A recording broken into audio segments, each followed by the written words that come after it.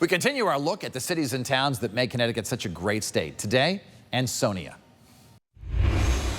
And joining us now, representing the city of Ansonia, is the mayor, David Cassetti. Mayor Cassetti, good to see you here in the program. Thanks for having me. So tell me a little bit about, in your judgment, where you think Ansonia is going in terms of its economic situation in this day and age. You know, Ansonia, when I came to office in 2013, was really a depressed city, and not many things happening. Our main street was empty, nothing was happening in the city. I wanted to bring life back to Ansonia. What I did was I started with the restaurants. Let's start bringing more restaurants down on Main Street. When I came to office, 83% of the storefronts were empty. They are now 93% full.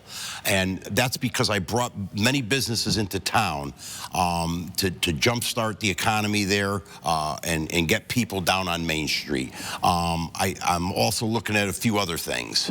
There has certainly been an influx of investment in cities and towns across the state, which is nice to see the little downtown areas, you know, coming back from Ansonia to Andover to New Haven to Hartford, all over the place, you know, which is great. What do you think the #1 problem facing Ansonia is? Affordability. Affordability. I get a lot of people that come to my office, and it's hard to afford things. Like housing? Housing is a big thing. But you know, when it comes to housing in Ansonia, we got 3,500 people per square mile in Ansonia, okay? And we're 17% over our quota for housing.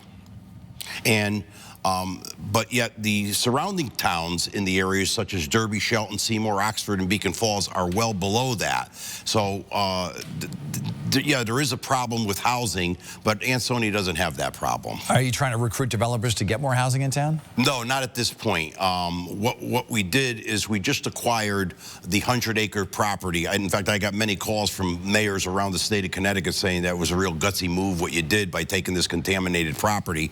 But somebody needed to do something there, Dennis. It was very important that sat fallow for 25 years and nothing was happening. But that's really the blank canvas for the future of Ansonia. What's the biggest employer in Ansonia? The biggest employer in Ansonia, I believe, is Farrell Corporation. I think they have 196 people. And what do they do? They make rubber grommets. It's called Farrell Pamini. They also make a mixing machine that they distribute around the world, okay? They're now up on Fountain Lake. They were out the door when I came to office in 2013, and I said, what do you need? And they needed a new road and at their site pad up on Fountain Lake. You know, mayors and first selectmen have been telling me that it's hard for them to find employees, hard for them to fully staff the police department. Where does your police force stand right now? Our police force is 6 short. We have 43 sworn officers. That includes the brass, I should say. But we are 6 short. We are recruiting now officers. But it's getting harder and harder and harder to find real good, qualified people for the police department. Why is that? I think because of some of the handcuffs that the state has put on us with this Accountability Act. I mean, the officer is responsible for a certain amount of things that he does on the job, and it's not a good thing. A lot of people sort of don't want to do it. So they just don't want to be police officers anymore. And in terms of like filling other jobs at City Hall, has that been difficult as well? Well, what I did, people, because a lot of people want to work remote these days. Well, you know, I'm a fiscally responsible type of leader.